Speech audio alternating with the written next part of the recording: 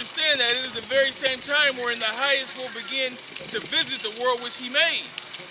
Yeah, measure the time diligently in itself. You're basically supposed to sit here and say, well, if this is happening, then things like this is going to happen. All right? You're supposed to adjust the time, see what's going on, and basically, let's get that definition of measure. You know?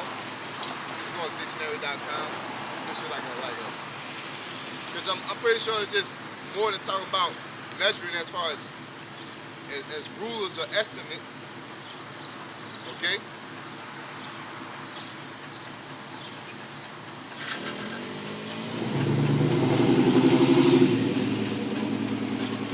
Okay, so the word measure from dictionary.com, it says a unit or standard measurement, a system of measurement, an instrument as a graduated rod or container of a standard capacity for measurement, the extent, dimensions, quantity, etc. of something ascertained, especially by comparison with a standard, the act or process of ascertaining the extent, dimensions, or quantity of something, measurement, a definite or known quantity measured out, any standard of comparison, estimation, or judgment, a quantity, degree.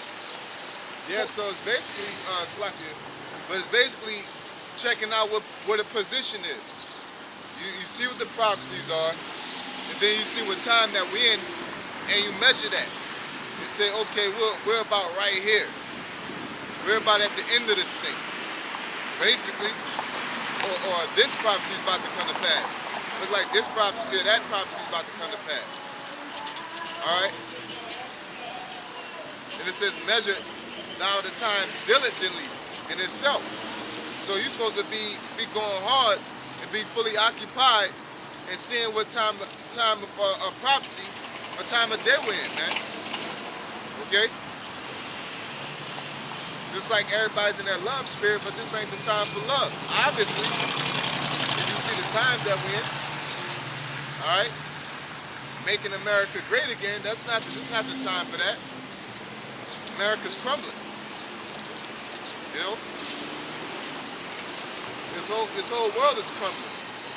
I was just reading an article talking about how the castles in Scotland was crumbling. Breaking down, man, over all these years. Talking about global warming and this and that, climate change, you know. Ecclesiastes 3 and 1. To everything there is a season and a time to every purpose under the heaven. A time to be born and a time to die. A time to plant and a time to pluck up that which is planted. A time to kill and a time to heal. A time to break down and a time to build up. A time to weep and a time to laugh, a time to mourn and a time to dance. Yeah, it's always a time for something, man. It's all about balance and recognizing the time. All right, like we're not in the time of coming together. Hey, the Most High showed me in the dream that the hatred for Jake is at an all-time high, man. You know. And it's crazy because the dream showed it vivid. I think it was like 1954 or something like that. That the hate, that was the last time hate was high. And they showed the pinnacle. And then it went to this time, and I was like, damn, what are the measurements for this one at? And it was the bar was a platinum bar that reached past the bar graph, man. Showing that this time that we're in, the hatred for Negroes, Latinos in America is at an all-time high, man. Okay? This is verse 8. A time to love and a time to hate. A time of war and a time of peace. Yeah, all that, you know, we gotta love. It's a time for love and a time of hate. You gotta have a balance. The Most High gave us these tools, what you call emotions, that are supposed to be used in a certain fashion, but it's supposed to be used accurately, not with emotion. I don't know if you get me. You're not supposed to use emotion with emotion. You know what I'm saying? Like how women use their emotions. You know, if they're mad, they get mad at everything. You know, they have a bad day at work, it's a bad day at home too, because they just wearing their emotions on their sleeve. You know, compared to if you're in a fight, you got to get angry. You can't be thinking about, you know, Bed Bath and Beyond and having a good old time and things like that, because they ain't gonna put you in the right spirit, man. All right. But anger's still an emotion, you know. But you apply it when you get in a fight. Like you're a boxer in a bell ring, you can't be thinking about having fun in your family and things like that. You know, else you ain't gonna have that right emotion. All right. But men are able to control themselves a little bit more, way more than women. I say a little bit more, but way more. All right.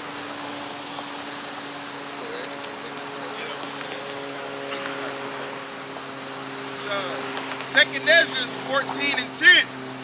For the world hath lost its youth, and the times begin to wax old. For the world is divided into 12 parts, and the 10 parts of it are the 10 parts of it are gone already, and half of the 10th part.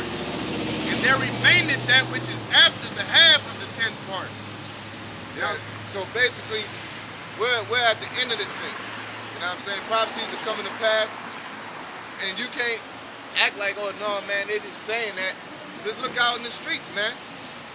You know, just like I did a lesson earlier, Kim Jong-un, North and South Korea united. All right, they're cool, which is a feat in itself. You know what I'm saying? That's a major thing. And, yeah, it's been going on for a very long time, like real heavy beef, man. It ain't just like, oh, we got a disagreement. It was a beef, all right? A lingering beef, man. And America is all in the middle of that, festering it, keeping it going, taking one side, not trying to form a conclusion, but just taking one side to keep, you know, keep the beef going. Well, I'm on 18, so you ain't gonna do nothing to them type of thing. And now they united, and their war is over, all right? But Kim Jong-un said, you know, I'm not gonna stop our uranium enrichment program. You know, basically, we're gonna still keep working to build these ICBMs and nuclear missiles, man. So what does that tell you? Who you think they was trying to reach with them ICBMs? America, man. The beef is over between them and South Korea, but it ain't over between America. So that goes into prophecy when the scriptures say, all you point your arrows at her and shoot, man. Okay?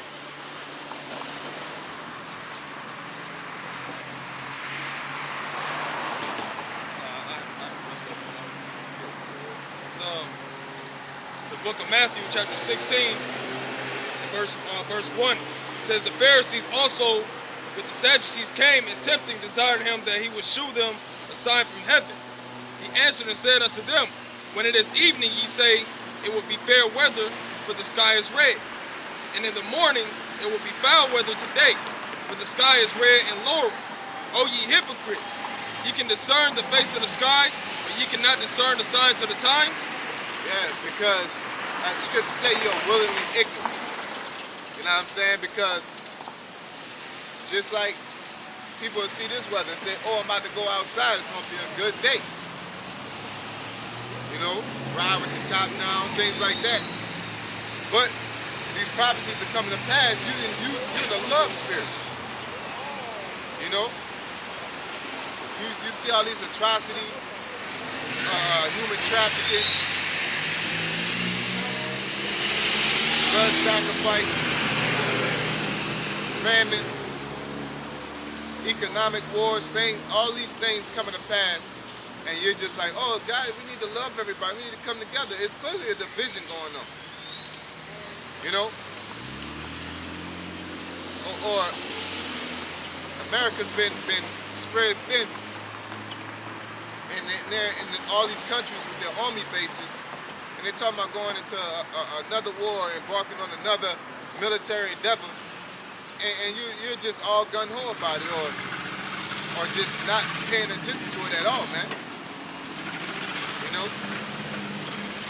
To speak on it, they had the animated television show, The Black Panther, and the United States was basically trying to get into Wakanda. And they were having a meeting, they were like, how are we going to get into Wakanda when our military is already spread too thin? So this ain't a new concept that we're coming at you with. It's not just us that's speaking about this, it's an actual fact, and it's being displayed on television. And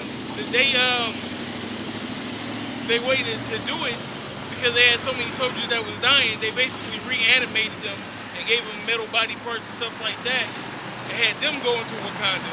But, you know, which is basically the super soldier program. So that's proof right there that, you know, this prophecy coming to pass, man. Yeah, the devil have a great wrath going he have for a short time. And they basically, they're putting filaments over the heart to keep the heart beating. They're trying to create devices that can tap into your brain. Ultimately, they're trying to create they're creating or have created the RFID chip, which is the mark of the beast in the book of Revelation. They're going to use that device to control the masses of the world, man. Alright? Because this mark of the beast will not allow you to buy and sell. Okay? It will not allow you to buy and sell. But not only is a mark of the beast stop you from buying and selling, you know what I'm saying, or tracking your location, it's more than that. Basically, the mark of the beast is an indication that I own you, okay?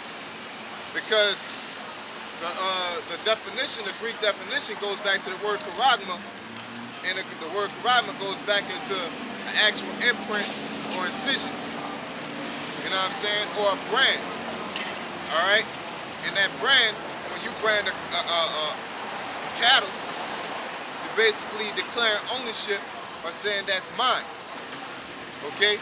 So when you get that RFID chip, you're acknowledging that you relinquish your freedom to man instead of the Most High. All right, so that mark of the beast has a ultimate significance to it. That's why once you get that mark, not only do you got a physical mark, but you mark yourself on identifying which side or where you pledge your allegiance to.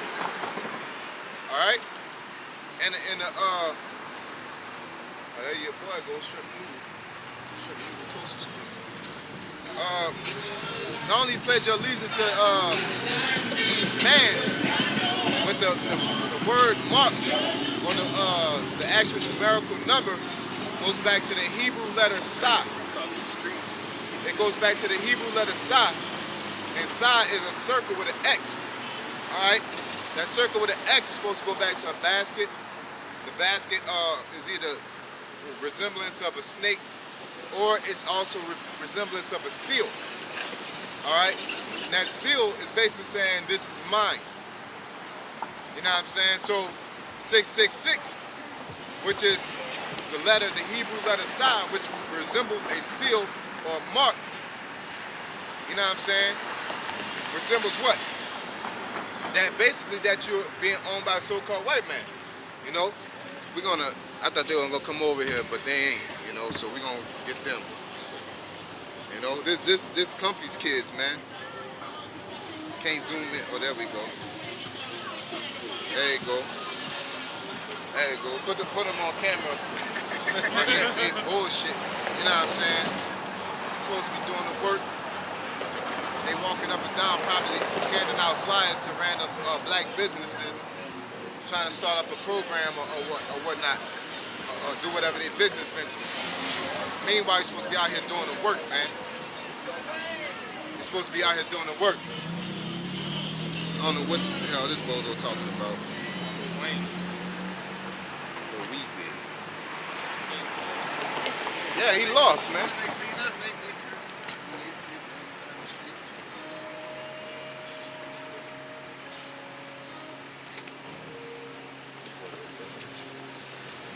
this is Revelation chapter 14, verse 8. And there followed another angel saying, Babylon is fallen, that great city, because she made all nations drink of the wine of the wrath of her fornication. Yeah, what's that wine?